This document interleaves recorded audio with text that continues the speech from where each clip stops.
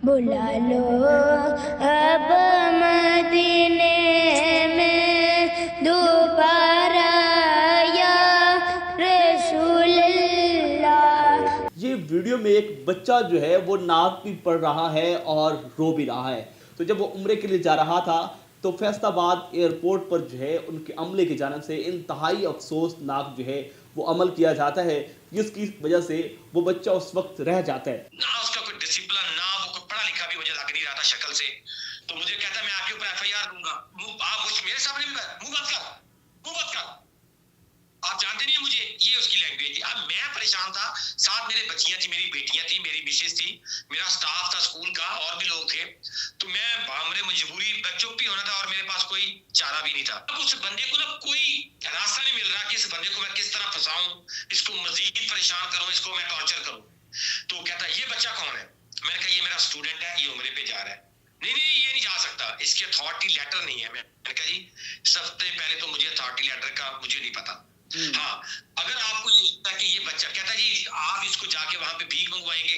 यकीनन ये वीडियो है जंग के इलाका के एक मारूफ शख्सियतें फलाही इदारे से काम करते हैं और यकीनन लोगों के दिलों में घर बना चुके हैं। परवेज जट साहब, उनकी एक वीडियो वायरल होती है जिसमें एक बच्चा जो है उनके इदारे का जिसका नाम अभी मुझे मालूम नहीं है, वो रो रहा होता है और उसकी नात जो है इतनी खूबसूरत आवाज़। और इससे पहले जब उसने वीडियो में नात पड़ी थी और उसकी वीडियो जब वायरल हुई थी तो उसके बाद जो है किसी अल्लाह वाले शख्स ने जो है उसका वीज़ा लगवाया और उसने कहा कि इसको उम्रा करवाया जाए। तो जब वो उम्रे के लिए जा रहा था तो फैसलाबाद एयरपोर्ट पर जो है उनके अमले की जानिब से इंतहाई अफसोसनाक जो है वो अमल किया जाता है, जिसकी वजह से वो बच्चा उस वक्त रह जाता है और वो बच्चा जो है इस गम की वजह से आप दीदा हो जाता है, रो पड़ता है। ये तमाम तर मामला क्या हुआ और वहाँ पर जो वहाँ पर फैसलाबाद एयरपोर्ट का अमला था उन्होंने क्या वहाँ पर ऐसा वाक़या कर दिया कि जिसकी वजह से ये मामला इतना बड़ा उसी वीडियो सोशल मीडिया पर वायरल हुई। परवेज जट साहब हमारे साथ मौजूद हैं, जंग की मारूफ शख्सियत भी हैं, जंग की शान भी हैं और यकीनन मैं कहता हूँ कि जंग के ये अब्दुल सत्तार ईदी भी हैं। आइए इनसे बात करते हैं। अस्सलाम वालेकुम सर। जी वालेकुम अस्सलाम व रहमतुल्लाहि व बरकातहू। परवेज साहब, आपका बहुत शुक्रिया, आपने मुझे वक्त दिया। मुझे बताइएगा कि क्या मामला हुआ आपके साथ? तो तकरीबन 20 से 25 लोग जो है वो उम्रे की सआदत हासिल करने के लिए जा रहे थे। ये तमाम तर मामला क्या हुआ?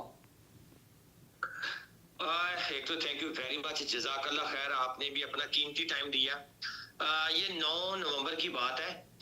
हम एक काफिला लेके जा रहे थे, दूसरा काफिला just for humanity welfare foundation की तरफ से उम्रा के लिए।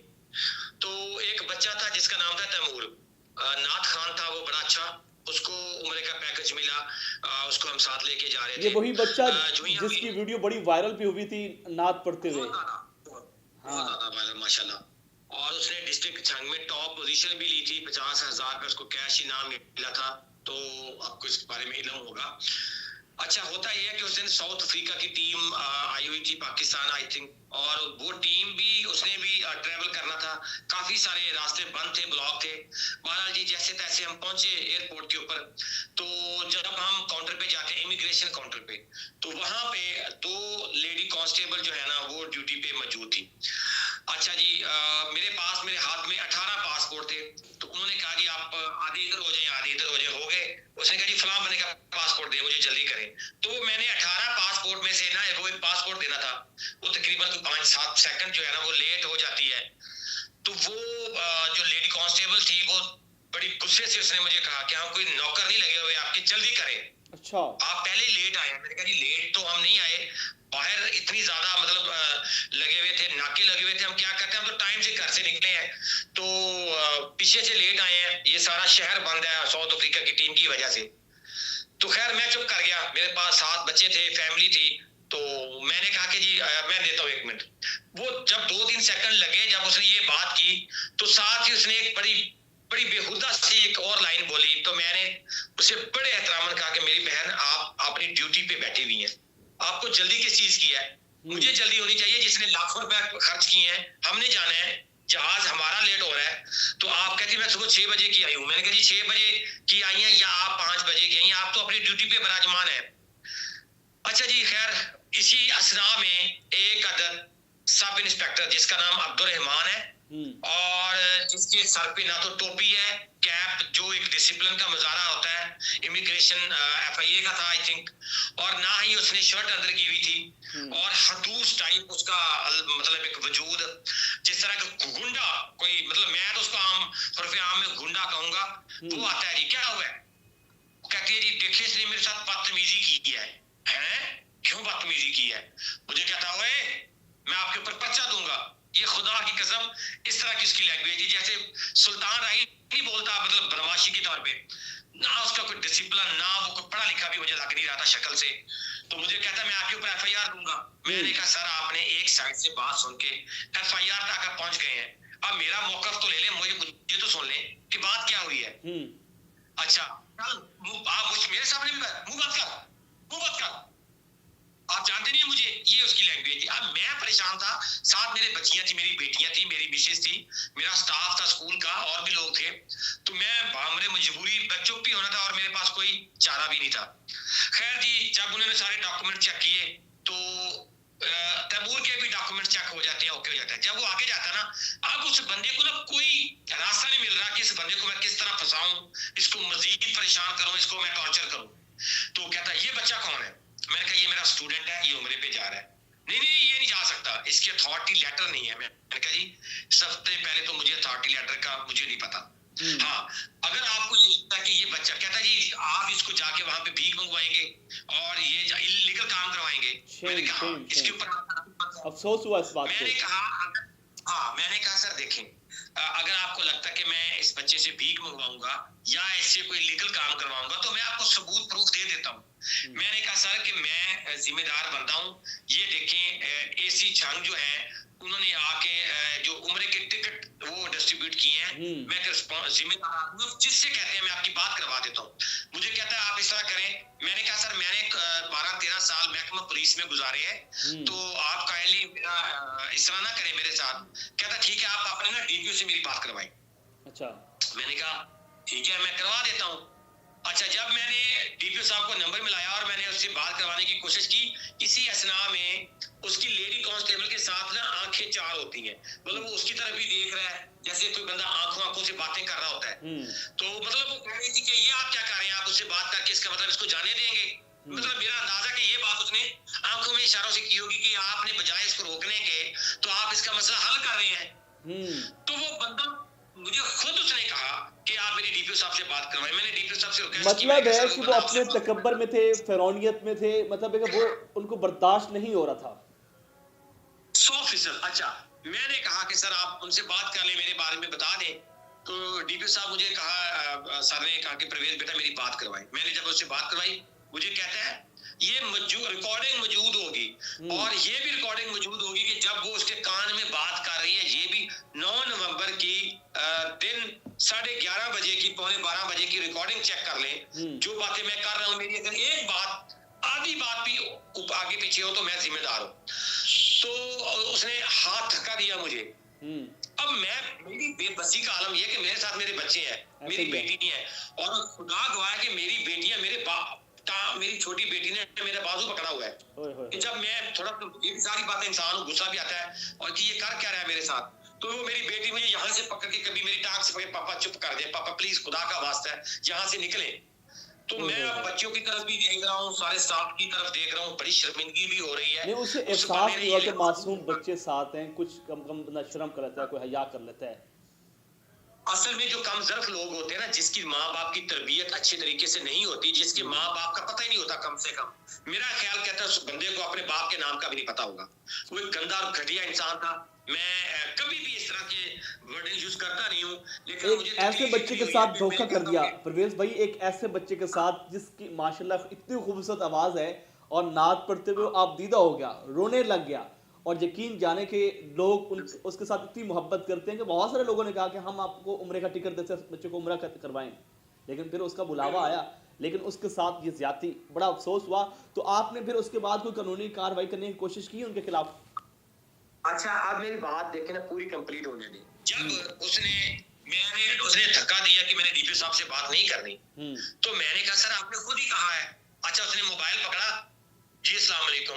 DPO साहब ने जो भी बात की होगी, आवाज ओपन तो नहीं थी, उसने कहा सर ये जो है ना गैर कानूनी बच्चे को लेके जा रहा है और इसके पास डॉक्यूमेंट्स नहीं है। मैंने कहा सर आप गलत बयानी ना करें, आप उसको जो जेन्युइन बात है वो बताएं। गैर कानूनी में कहाँ लेके जा रहा हूँ, मैं जिम्मेदार बंदा हूँ, लाखों करोड़ों लोग मुझे जानते हैं, तो मैं इसको गैर कानूनी वहां पे जाके, मेरा स्टूडेंट है।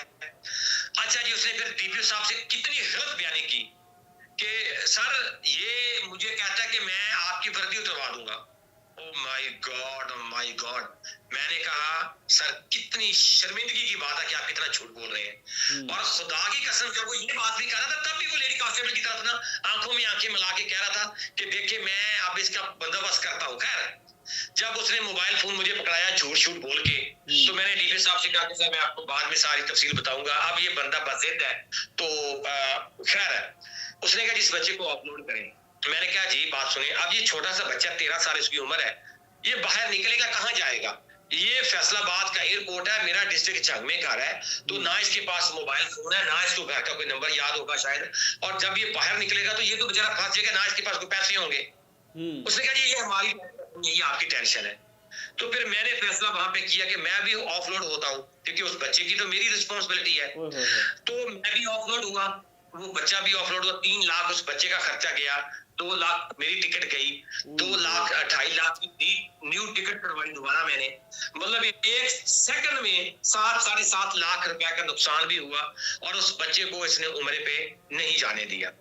हालांकि सेम इसी तरह का वाकया पिछली दफा मुल्तान एयरपोर्ट पे हुआ, मेरे साथ वो शिराज बच्चा था। हाँ जी, ठीक है, वो मेरे साथ जाता है, तो उस टाइम भी उन्होंने मुझे कहा ये बच्चा कौन है। मैंने बताया कि सर ये मेरे स्कूल का स्टूडेंट है, ये इसकी उम्र का पैकेज मिला। उन्होंने कहा बेटा ठीक है, सो अल्लाह पाक आपको जज़ाए खैर दे, मुबारक हो, आपको उम्र की, आप जाए। ठीक है, तो ये सारा वाकया था। तो वो मिलियंस में लोगों ने वो वीडियो देखी। अब आप जाए उस वीडियो के ऊपर और नीचे लाखों लोगों के कमेंट चेक करें कि जिन लोगों के साथ इन लोगों ने ज्यादती की हुई है। बिल्कुल, मैंने नीचे कमेंट पढ़े हैं और हर तीसरा बंदे का यही कमेंट था कि ये एयरपोर्ट पर जितना भी अमला बैठा है ये करप्शन भी करता है, बदमाशी भी करता है, गुंडागर्दी भी करता है, और लोगों के साथ क्या क्या वो मतलब है कि बदसलूकी करता है। तो बड़ा अफसोस होता है। अच्छा मुझे बताइएगा कि अब आपने कोई उनके साथ कोई उनके खिलाफ कानूनी कार्रवाई करने की कोशिश की? मैं अभी आया हूँ, मुझे 2 दिन हुए हैं, अल्हम्दुलिल्लाह वापस मैं पहुंच गया हूँ। तो 110% मैं उनके खिलाफ जो है कानूनी कार्रवाई करूंगा, 110%। और जहां तक मेरी हिम्मत हुई कि मैं उन लोगों को कैफरे करदा तक पहुंचाऊंगा, बिकॉज मुझे वो बच्चा अभी भी नहीं भूलता। वो रोता हुआ बच्चा, वो बेचारा बिलखता हुआ बच्चा मुझे नजर आता है। मैं यकीन जाने, मैंने खुद जब वीडियो देखी तो मेरी आंखों से खुद आंसू आ गए कि क्या यार बच्चे की मासूमियत है, किस तरह वो बड़े खूबसूरत अंदाज में और दिल लगा के वो नात पढ़ रहे और उसकी आंखों से आंसू आ रहे थे। देखिए मैं ये अपने लिए तो शेयर नहीं करूंगा, अपने लिए तो मैं शायद उसको माफ भी करता। मैं कहता हूँ कि आने वाले कुछ लोगों का फायदा हो जाए। हाँ, ठीक है, ये सबको पता, पूरे पाकिस्तान को पता है कि ये पैसे लेके लोगों को ऑफलोड भी करते हैं और ये जाने भी देते हैं, ये नुक्स निकालते हैं। साथ ही उनको आप 50,000 लाख रुपए दे दें तो ये चुटकी में उसको क्लियर भी कर देते हैं। किस बंदे को नहीं पता कि इमिग्रेशन वाले किसी भी ऐसे पाकिस्तान के ऐसे एयरपोर्ट पे मुझे बताएं जहां पे पैसे नहीं चलते, जहां पे सिफारिश नहीं चलती, जहां पे लोगों से लेन देन नहीं होता। इराक में लोग जाते हैं, मतलब इराक में वो लगवा के जाते हैं कि जी हम वहां पे जवारी पे जाते हैं, लेकिन वो जवारी पे तो नहीं जा रहे होते, वो तो वहां पे कमाने के लिए या काम करने के लिए जाते हैं। तो उन्होंने फी का बंदा उन्होंने डन की हुई है कि आप 50 बंदे भेजें, फी बंदे का आप लाख रुपया दें, हमें 90,000 दें, 50,000 दें। तो वो ये इमिग्रेशन वाले करते, कौन करता है, किसको नहीं पता। इनकी एक नहीं हजारों वीडियोस मौजूद है। बेसिकली इनके साथ इनके आला अफसरान भी इनके साथ अटैच है। बहुत शुक्रिया परवेज भाई, बहुत शुक्रिया, आपने कीमती वक्त दिया और बड़ी आपने अहम बात बताई। मैं यहाँ पर जो है आला इदारों को, वज़ीर पंजाब मरियम नवाज को और जितने भी इस इदारे से मुतल्लिका ऑफिसर हैं उनसे गुजारिश करूँगा कि खुदारा इन अमलों की निगरानी करें। ये जो रोज़ाना की बुनियाद पर यहाँ पर जितने भी मुसाफिर होते हैं उनके साथ ज़्यादती करते हैं, उनके साथ गलत रवैया इस्तेमाल करते हैं, इनके खिलाफ कानूनी कार्रवाई करें और इस पर रोकथाम करें, नहीं तो कोई नया वाक़या होगा और फिर आप देखते रह जाएंगे। आप क्या कहते हैं इस वाक़े के बाद? कमेंट सेक्शन में अपनी राय का इज़हार करें। इसी के साथ अपने मेज़बान इशार अलबानी को पायनियर वर्ल्ड न्यूज़ से इजाज़त दीजिए। अल्लाह निगहबान।